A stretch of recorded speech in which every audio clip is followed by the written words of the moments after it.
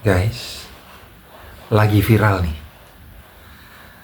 Ada kabar yang menyebutkan bahwa para generasi Z atau Gen Z kedepannya akan sulit memiliki aset atau properti untuk mereka tinggali, guys. Kenapa? Karena harga properti saat ini lumayan tinggi, guys.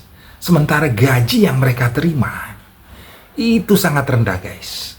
Mau melalui proses kredit apapun akan sulit, guys, untuk membayar cicilannya, guys.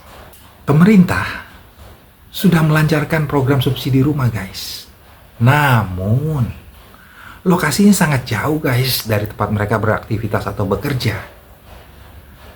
Sehingga waktu dan biaya yang dibutuhkan itu banyak, guys. Itu menjadi sia-sia, guys. Pengeluarannya jadi semakin besar, guys. Nah, untuk menyikapi itu, para Gen Z itu jadi malas, guys, untuk ya sudahlah, nggak usah punya rumah lah, gitu ya. Tapi kita coba tanya-tanya pakar atau ahlinya nih, atau orang yang sudah sukses gitu ya, memiliki aset banyak di kota-kota besar, guys. Untuk menyikapinya, saya sudah bertemu nih, guys, dengan anak muda yang memiliki banyak properti di kota-kota besar.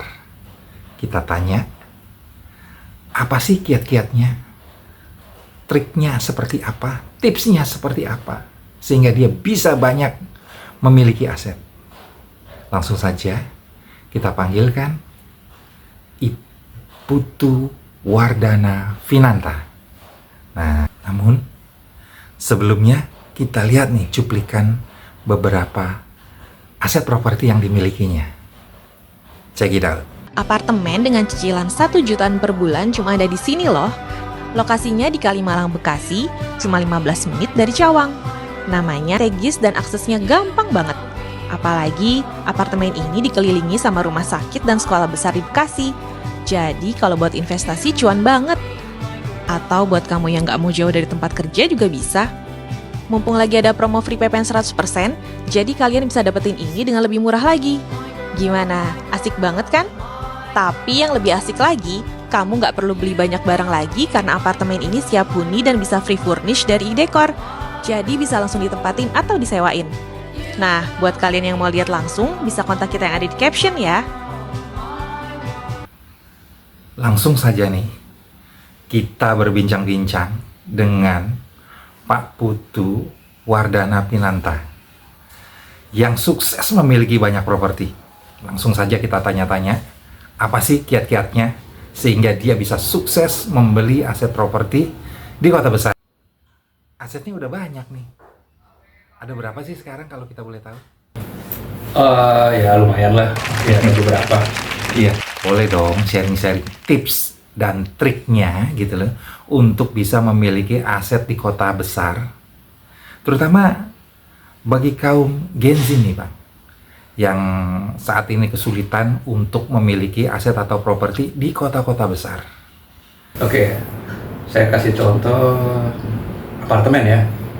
Oke, jadi kalau apartemen itu kan sekarang lagi model ya, dibuat khusus untuk di perkotaan, untuk para pekerja yang tidak ingin jauh dari tempat kerjanya ya. Nah, jadi kalau misalkan mau beli apartemen sebenarnya tidak perlu pakai dana yang banyak gitu ya. Jadi ada teknik untuk membeli apartemen, khususnya sekarang banyak developer ya yang menawarkan cicilan cash bertahap langsung cicil ke developernya. Jadi tanpa melalui proses perbankan ya Pak Putu ya? Ya, jadi kita nggak harus cicil ke perbankan karena nanti ada kendalanya seperti slicknya tidak bagus atau kalau dulu dikenal dengan nama BI checking ya, karena kalau BI checkingnya tidak bagus ya tidak bisa dapat KPR atau KPA. Jadi solusinya langsung kreditnya ke developer. Ada kiat nggak untuk para Gen Z nih Pak yang ingin memiliki aset atau properti sehingga mereka mudah melakukan prosesnya dan juga asetnya itu bisa menjadi passive income buat mereka nih? Oke, saya sarankan untuk Gen Z sekarang itu beli apartemen ya, Kenapa saya sarankan beli apartemen? Karena satu, dekat dengan di kota, dekat dengan mungkin dengan tempat bekerja, ya biasanya terdapat banyak fasilitas di sana kayak swimming pool, ya tempat fitness, ya dibandingkan untuk beli rumah yang mungkin letaknya di pinggir kota dan untuk mengaksesnya lumayan jauh. Kenapa harus apartemen, Pak Putu? Ya trennya sekarang ke sana, karena di apartemen itu bisa jadi ada one stop shopping. Jadi kadang di atasnya tempat tinggal, di bawahnya ada mall, atau di sampingnya juga ada tempat kerja gitu ya. Jadi kita tidak perlu kemana-mana lagi ya. Atau juga malah ada di beberapa apartemen yang langsung connecting dengan stasiun LRT ya. Jadi gampang kemana-mana. Langkah apa saja nih, ya kan, yang harus dipersiapkan para Gen Z untuk bisa mulai nih membeli apartemen, Pak? Pertama, kita harus tahu dulu kemampuan membayar, ya, daya bayar kita berapa. Nah, untuk itu kita harus memperhitungkan setidak-tidaknya kita harus menyisihkan 30% dari gaji kita. Contoh misalnya kalau kita punya penghasilan 5 juta, berarti setidak-tidaknya kita harus sisihkan 1,5 jutanya untuk kemampuan mencicil properti yang akan kita jadikan hunian gitu. Sedangkan 2/3-nya bisa untuk biaya hidup dan juga untuk biaya tak terduga. Syaratnya mudah nggak sih, Pak Putu, kalau kita mau ngambil unit di apartemen yang murah-murah deh? Kalau misalkan untuk di perbankan ya pasti satunya harus ya slik ya, harus diperiksa dulu kondisi kesehatannya secara perbankan, yaitu BI checking. Nah, kalau misalnya punya tagihan pinjol atau pernah melakukan kredit motor terus tidak bisa bayar, nah itu kemungkinan tidak akan bisa disetujui KPR atau KPA-nya. Tapi ya, ada solusinya bila misalkan tidak bisa karena masalah BI checking, yaitu membeli apartemen atau unit properti langsung ke developernya dengan pembiayaan cash bertahap, langsung cicil ke developer. Nah, Bapak kan sudah sukses nih memiliki banyak unit, Pak, di apartemen, Pak. Bisa nggak bocorin ke kita tips dan triknya, Pak, biar kita bisa disetujui, Pak, ngambil unit apartemen, Pak? Itu satu.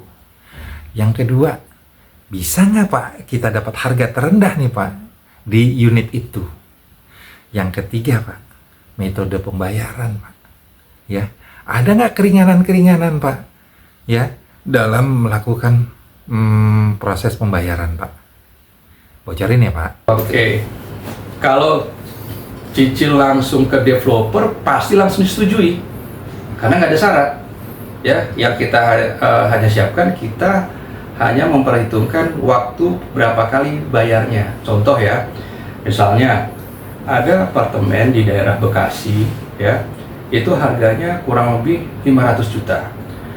Ya, si developernya langsung bisa memberikan atau menjual apartemen itu secara cash bertahap selama 5 tahun ya, misalnya bisa 60 kali. Nah, 60 kali ya 500 jutanya dibagi 60, itulah yang kita cicil setiap bulan. Jadi tidak ada syarat, yang penting kemampuan kita bisa membayar setiap bulannya sebesar cicilannya. Kurang lebih kalau setiap bulan, kalau harga apartemennya 500 juta ya 9 juta per bulan selama 4 atau 5 tahun.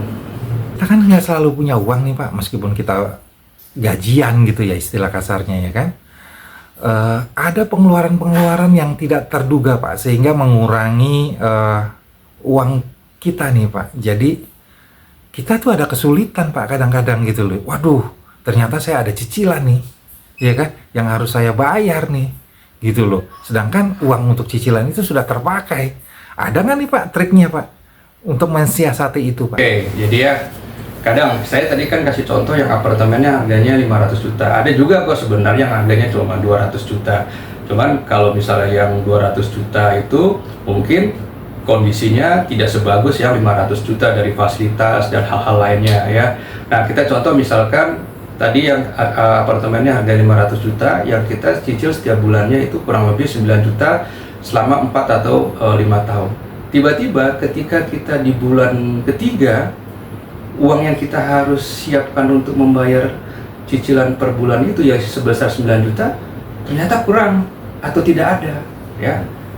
Kadang kita langsung bingung gimana caranya ini. Wah, kenapa? Mau pinjam ke teman tidak bisa, mau pinjam ke bank nggak bisa, pakai kartu kredit juga nggak bisa. Padahal sebenarnya ada aturan atau teknik yang bisa membuat kita tidak perlu bingung. Ya, caranya adalah ketika saya kasih contoh, kita bayar unitnya itu setiap tanggal 15 setiap bulannya. Nah, ketika tanggal 15 tiap bulan itu kita tidak bisa membayar, kita biasanya itu diberi ya waktu untuk membayar oleh bank atau developer. Nah, kalau kita tidak bisa bayar, kita akan kena teguran, yaitu biasanya diberikan surat cinta, yaitu surat peringatan pertama, kedua, dan ketiga. Nah, kita manfaatkan surat itu, surat cinta tersebut. Manfaatnya gimana? Ketika kita 15 hari dari tanggal 15, yaitu tanggal 30, kita tidak bisa membayar, ya belum bisa membayar, kita akan diterbitkan SP1. Nah, dari SP1 itu, ya 30 hari dari SP1, barulah diterbitkan lagi SP2. 30 hari dari SP2 akan diterbitkan SP3. Nah, setelah SP3 itu, barulah mungkin unitnya akan ditarik atau kita diusir dari unit yang kita tempati. Nah, waktu itu adalah yang diberikan sebenarnya cukup panjang, yaitu adalah 75 hari. Nah, kalau kita bisa manfaatkan waktu selama 75 hari itu untuk membayar ya yang tadi cicilannya tadi, ya SP1, SP2 dan SP3-nya itu gugur lagi menjadi 0. Jadi di bulan berikutnya ya kita akan bayar lagi ya sebesar 9 juta. Kita tidak bisa bayar, tunggu lagi sampai SP1, SP2, SP3. Dan itu bisa tidak menyalahi aturan karena itu diperbolehkan sesuai aturan. Jadi itu triknya kalau memang lagi tidak ada dana untuk membayar cicilan. Tadi kan Bapak bilang ya, ketika kita tidak mampu ya kan, atau ada keterbatasan keuangan Pak gitu ya, kita dikenakan SP1, SP2, SP3 gitu loh Pak. Itu kita dikenakan penalti atau bunga nggak sih Pak gitu loh? Ya pasti tergantung developernya. Dia kenakan bunga atau bunganya itu sudah dimasukkan di harga awal unitnya ketika beli. Nah, tapi juga ada namanya denda keterlambatan. Ya kalau misalnya kita tidak bayar ada denda keterlambatannya. Tapi biasanya denda keterlambatan itu diperhitungkan ketika unitnya sudah lunas. Jadi tidak langsung dibayar ketika kita tiap bulan. Motivasi yang Bapak berikan nih, ya kan, kepada para generasi Z yang belum memiliki rumah untuk bisa segera membeli rumah atau aset properti, Pak. Satu, ya harus hemat, ya jangan hidup terlalu konsumtif, ya. Jadi dengan hidup hemat dan tidak konsumtif, dan kita punya pikiran ke depan bahwa kalau kita punya aset, ya asetnya itu selain bisa untuk kita, bisa juga kita manfaatkan menjadi passive income. Jadi selagi kita masih muda, saatnya lah kita untuk memiliki aset dengan cara yang seperti saya sampaikan tadi. Jadi Pak Putu ingin mengatakan bahwa kita nih nggak boleh takut nih, ya kan, membeli aset. Betul begitu Pak Putu? Betul. Jadi kalau kita punya aset, ya hidup kita akan lebih aman daripada tidak sama sekali. Tapi aset yang produktif ya, bukannya aset yang konsumtif. Di luaran sana tuh banyak berkembang Pak istilah passive income, ya kan? Nah, passive income kalau di dunia aset tuh seperti apa Pak gitu di properti Pak? Aset income tuh kayak apa sih gitu loh? Properti kita punya, kita sewakan, ya nanti jadi passive income. Oke. Ada lagi yang mau ditambahin Pak Putu? Ya, yang pasti kalau kita tadi mengikuti tekniknya tadi harus konsisten. Ya, tidak boleh lewat dari tanggal yang atau waktu yang sudah saya sampaikan tadi. Ya, itu saja pesannya.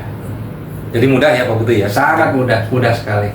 Ya, Nah, siapapun bisa punya rumah, punya apartemen kalau mengikuti cara ini tanpa harus takut dicari sama debt collector, ya diusir oleh bank atau siapa, gunakan teknik ini SP1, SP2 dan SP3. Kiat-kiatnya berguna banget nih Pak Putu ya kan. Semoga rekan-rekan yang belum memiliki rumah bisa segera memiliki rumah atau aset yang bisa menjadi passive income. Semoga Pak Putu makin sukses, makin banyak asetnya. Terima kasih. MediaDPR.com melaporkan dari Jakarta.